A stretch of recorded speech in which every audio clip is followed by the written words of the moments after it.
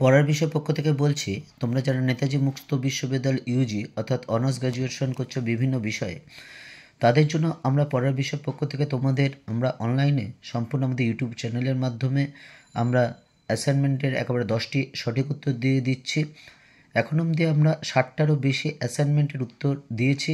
এখানে আমরা একসাথে অনেকজন কাজ করছি, অনেকের প্রত্যক্ষ সহযোগিতায়। আজকে আমরা যেটা দেবো সেটা হচ্ছে DSBG 41। এই অ্যাসাইনমেন্টে যে 10টা প্রশ্ন থাকবে তার সঠিক উত্তর দেব। তোমরা জানো যে অ্যাসাইনমেন্টে যে পরীক্ষা, যেটা 14ই নভেম্বর দুপুর 2টো থেকে শুরু হয়ে গেছে, 21শে নভেম্বর পর্যন্ত চলবে।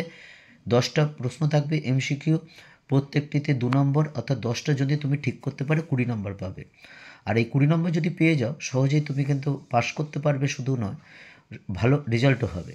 কাজেই অ্যাসাইনমেন্টে 20টা 20 খুবই দরকার। যেমন মাধ্যমিক বা উচ্চ মাধ্যমিক অবজেক্টিভটা ভালো হওয়া খুবই দরকার, ঠিক তেমনই এখানেও তাই। তা চলো শুরু করি DSBG 41-এর যে 10টি সঠিক উত্তর আছে সেটি।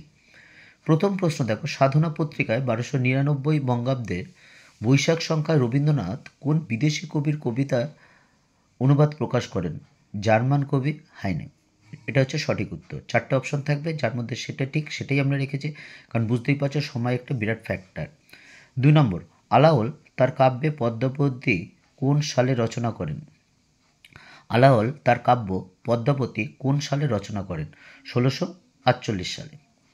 3 নম্বর, মেয়েরাই ইহার গায়ক, কবি করি স্ত্রীলোক, ইহার শ্রোতা ও গায়কের অধিকাংশ স্থলে স্ত্রীলোক মন্তব্যটি কোন প্রসঙ্গে কে করেছিলেন? চন্দ্রাবতীর রামায়ণ প্রসঙ্গে দীনেশচন্দ্র সেন। 4 নম্বর প্রশ্ন দেখো, ভয় কিসের রে, আমি তো এখানেই রয়েছি, কে কাকে বলেছিলেন? ঘিসু মাধবকে বলেছিলেন। আমরা পড়ার বিষয় পক্ষ থেকে আমার নিজের ব্যক্তিগত প্রায় 23-24 বছর শিক্ষকতার অভিজ্ঞতা, আমার কিছু সিনিয়র দাদা দিদি বন্ধুবান্ধব এবং বেশ কিছু আমার জুনিয়রও যারা বিভিন্ন স্কুল কলেজের সাথে যুক্ত আছে, দীর্ঘদিন শিক্ষকতা থেকে দেখেছি যে আমাদের অনেক শিক্ষার্থী নেতাজি মুক্ত বিশ্ববিদ্যালয়ে পড়ে, গ্র্যাজুয়েশন করছে বা মাস্টার ডিগ্রি করছে। তারা এসে অনেকবার বলেছে, বিভিন্নজন বলেছে, স্যার অ্যাসাইনমেন্ট থেকে শুরু করে পরীক্ষা, সাজেশান, প্রশ্ন একটু সমস্যার ব্যাপার আছে। কাজেই আমরা বেশ কয়েকজন আলোচনার মাধ্যমে ঠিক করি যে ওদের যদি কিছুটা হলেও যদি এগিয়ে দিতে পারি বা কাজে লাগতে পারি, আমরা তো টিচার। এর থেকে এটা শুরু করা। আমরা শুধু এখানে অ্যাসাইনমেন্টের উত্তর দেব না, আমরা যা দেব সম্পূর্ণ আমরা অনলাইনে দেব, কোনো কিছুর বিনিময়ে নয়। এবং শুধু অ্যাসাইনমেন্টের উত্তর না, আমরা বেশ কিছু সাজেশনও দিয়েছি এবং পরীক্ষার 1-1.5 মাস আগে একাধিক বিষয়ে সাজেশান দেব। যদি তোমার মনে হয় তোমার কাজে লাগবে, অবশ্যই চ্যানেলে লাইক করবে, সাবস্ক্রাইব করবে এবং বেল আইকন টিপে রাখবে। এবং আমরা বেশ কিছু নোটসও দেবো। সেই নোটটা শুধু দেবো না, বুঝিয়ে দেবো, কারণ আমরা মনে করি যে নোটটাই বড় কথা নয়, তুমি যদি বুঝতে না পারো সেটা কিন্তু কোনো দাম নেই, কারণ তোমার আত্মস্থ যদি না করতে পারো। তা যাই হোক, দেখো 5 নম্বর কোশ্চেন, বাসুদেব রচিত গ্রন্থটি কার রচনা? বিদ্যাসাগর। 6টা, মৌলানা দাউদের চন্দ্রায়ন কাব্যগ্রন্থ কোন সালে রচিত? 1380 সালে। 7 নম্বর, অনুবাদ প্রসঙ্গে কবি শক্তি চট্টোপাধ্যায় প্রবন্ধটি কার লেখা? মুকুল গুহ। আরেকটাও কথা, তোমরা কিন্তু আগে একটা পরিষ্কার করে খাতায় লিখে নেবে, যখন অ্যাসাইনমেন্ট জমা দেওয়ার আগে যেই অ্যাসাইনমেন্টগুলো দেবে সবগুলো একটা পরিষ্কার খাতায় করে লিখে রাখবে। এবং অ্যাসাইনমেন্ট জমা দেওয়ার সময় ভুল করেও যাতে কোনো ভুল না হয়, কারণ একটা ছোট্ট ভুল একটা 2 নম্বর কমে যেতে পারে, এটা মাথায় রাখবে।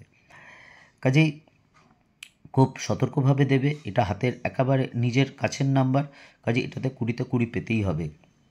এছাড়া আরেকটা কথা, তোমাদের যদি কেরিয়ার বিষয়ে কোনো জানার ব্যাপার থাকে বা এরপর কি করব না করব, কোনটা করলে ভালো হয়, আমাদের জানিও। আমরা আমাদের যারা অভিজ্ঞ আছে অর্থাৎ কেরিয়ার ওরিয়েন্টেশন ব্যাপারে, তাদের মাধ্যমে তোমাদের সমস্যার সমাধানের চেষ্টা করতে পারবো বলছি না, অবশ্যই চেষ্টা করব। এবং এটাও বলতে পারি যে 100% না হলেও 99.99% কিন্তু অবশ্যই সফল হব, কারণ আমরা আমাদের ছাত্র জীবনে দেখেছি এটা কিন্তু খুব গুরুত্বপূর্ণ, কারণ সঠিক গাইডের অভাবে কিন্তু সঠিক লক্ষ্যে পৌঁছানো সম্ভব হয় না। যাই হোক, 8 নম্বর দেখো, শ্রীকৃষ্ণ প্রেম তরঙ্গিনী কার লেখা? রঘুনাথ পণ্ডিত। 9 নম্বর, ওমর খয়ামের রুবায়েতগুলির মধ্যে নজরুল কতগুলি অনুবাদ করেন? 197টি।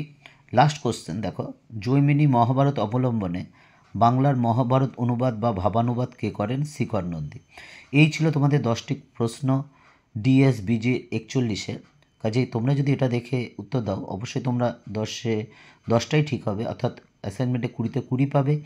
আমরা পরের বিষয়ের পক্ষ থেকে শুধু তোমার অ্যাসাইনমেন্টে 20 সাফল্য কামনা করি না, রেজাল্টের সাফল্য কামনা করি, জীবনের সাফল্য কামনা করি, জীবন সুন্দর আনন্দময় হয়ে উঠুক, এই আমাদের কামনা।